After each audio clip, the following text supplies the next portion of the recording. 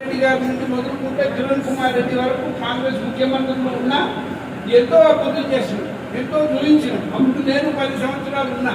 ఒకసారి సిద్దిపేట పార్లమెంట్ ఎంపీగా ఉండి 1,00,000 ఓట్లతో గెలిచిన సంగతి. అదేవిధంగా మల్కాజ్గిరి పార్లమెంట్కు 1,00,000 పైకి ఓట్లతో నేను గెలిచిన అంటే ఎందుకు గెలిచినా కేవలం ప్రజలను ఆకట్టుకున్నా, సేవ చేసిన, అందుబాటులో ఉన్నా, పిలిస్తే పలికిన, నా దగ్గరికి వస్తే ఆదరించిన, అందరి కష్టాలు నా కష్టాలుగా భరించిన.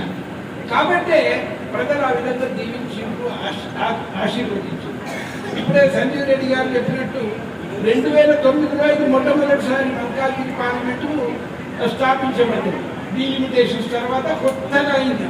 దేశంలోనే అతిపెద్ద కాన్స్టిట్యుయెన్సీ 32.5 లక్షల కాన్స్టిట్యుయెన్సీ ఇప్పుడు దాదాపు 37 లక్షలు అయిపోయింది. అయితే ఇంత పెద్ద కాన్స్టిట్యుయెన్సీకి మరి మన్మోహన్ సింగ్ లేడు, అమిత్ షా లేడు, లేకపోతే సోనియా గాంధీ గారు, రాహుల్ గాంధీ, ప్రియాంక గాంధీలకు కూడా ఇంత పెద్ద కాన్స్టిట్యుయెన్సీ లేదు దేశంలో. ఆ రోజు జనరల్ సీటు సర్వసత్నాన్ని ఎక్కడ గెలుస్తాడు?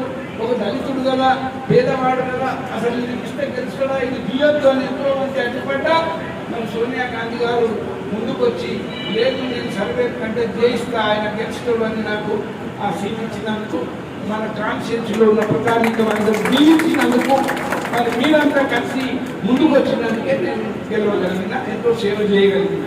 అదృష్టానికి కేంద్ర మంత్రి కూడా ఆయన. నేను ఎప్పుడు చెప్తూ ఉంటా, నన్ను కన్న తల్లి నా సొంత తల్లి అయితే నాకు రాజకీయ పునర్జన్మనిచ్చిన నా తల్లి సోనియా గాంధీ గారు. నేను 2004లో ఎమ్మెల్యే టికెట్ అడిగిన.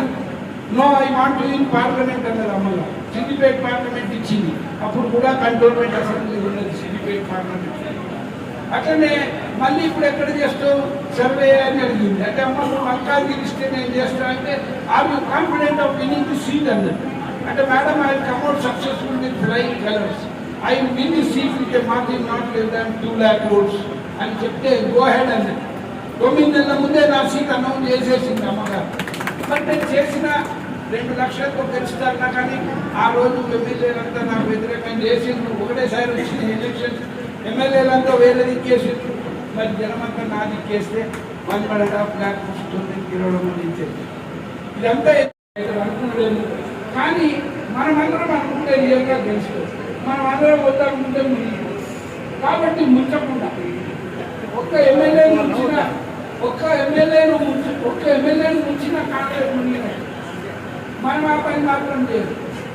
మనం ఎమ్మెల్యే ఎంపీలు ఇద్దరు కూడా 2 కళ్ళతో సమానం.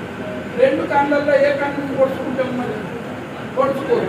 కాబట్టి ఇద్దరిని గెలిపిద్దాం. 2 బ్యాలెట్ పేపర్లు ఉంటాయని చెప్తాం. 2 కూడా చేయి గుర్తుంటుందని చెప్తాం. 7 చేయి గుర్తు కనబడితే గుర్తుందని చెప్తాం. ఒక ఓటు ఎక్కువ తక్కువ కూడా రాకుండా భారీ మెజార్టీతో గెలిస్తే ఆ తమ్ముడు కూడా ఒకవేళ ఎమ్మెల్యే అయితే మంత్రి అయ్యే ఛాన్సెస్ అయినట్టు కూడా ఉంటాయి. ఇక్కడ ఒక ఎమ్మెల్యే అవుతాడు. అదృష్టానికి ఒకరే ఎమ్మెల్యే గెలిచిన కూడా అవుతాడు. కాబట్టి అదృష్టం ఎట్ల పరిస్థితుల్లో తెలియదు. కాబట్టి ఇవన్నీ పాజిబిలిటీస్ అయితే దానికి మనం అందరం ఒకరినొకరు సహకరిస్తున్నాం. తప్పకుండా అమ్మా నువ్వు అధైర్యపడకు, ధైర్యంగా పోతున్నట్టు నువ్వు తప్పక గెలుస్తావు. నేను కంట్రోల్నే కాదు మొత్తం కాన్షియస్. ఇప్పుడు నువ్వు పోయినావు తల్లి, బాలాజీ నగర్ చెన్నాపూర్ పోయినావు.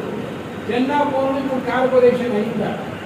ఆడ నేను ఎమ్మెల్యే నిలబడ్డప్పుడు 80 ఓట్లు మాత్రమే. 85 సంగతి చెప్తున్నా. వాళ్ళు నా కారు కూడా వచ్చి పడ్డారు. అయ్యా మేమంతా పాములు ఉన్నాయి, తేలు ఉన్నాయి, లైట్లు లేవు, నీళ్లు లేవు, మరి నాకు రోడ్డు కూడా లేదు, ఎట్లా అంటే నేను ఎమ్మెల్యే కాదు కదమ్మా, ఎమ్మెల్యే కాదు, నేను ఎట్లా వెళ్తాను, ఏం చేయాలి అంటే మాకు ఏదన్నా చేయండి, నాకైతే ఓట్లు వేయండి మీరు, నేను గెలిచినాక పడతారా అని అన్నా. అంటే వాళ్ళ ఓట్లు ఉన్నాయా చూసిన 80 ఓట్లు ఉన్నాయి, ఓటర్ చూసిన. ఈ 80 ఓట్లు అయ్యింది, నేను గెలిచినాక నన్ను ఏంటి అన్న తర్వాత తీసుకపోతే 20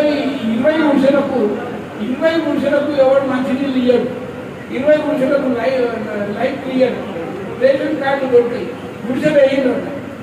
ఈ వారం లోపల మీరు ఒక 1000 గుడిసెలు వేయండి, నాకు పట్టుకరంటే మీకు బోర్లు వేస్తా, మీకు రోడ్లు ఇస్తా, మంచినీళ్ళు ఇస్తా, లైట్ ఇస్తా, కావాలంటే అప్పటి వరకు బొమ్మలు పెట్టుకొని పైన కొంచెం ఒక్కొక్క బంధు పెట్టుకొని రండి. ఆ రోజుల్లో చెప్పి చేసి మెల్లమెల్లగా చేసుకోండి అంటే ఆ కాళ్ళకు చెప్పులు లేని వాళ్ళు కూడా లీడర్లను చేసిన వాళ్ళు కోటీశ్వరులు అయ్యారు.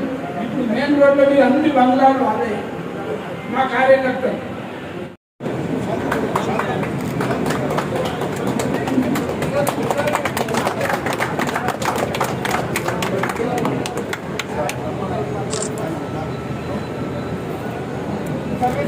నాయకత్వం నాయకత్వం.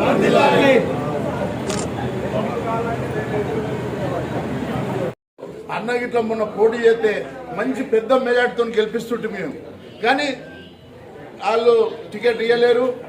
ఇచ్చిన ఇక్కడ మొత్తం హైదరాబాదు సికింద్రాబాద్ మొత్తం అన్నీ ఓడిపోయినాయి. కానీ కాంగ్రెస్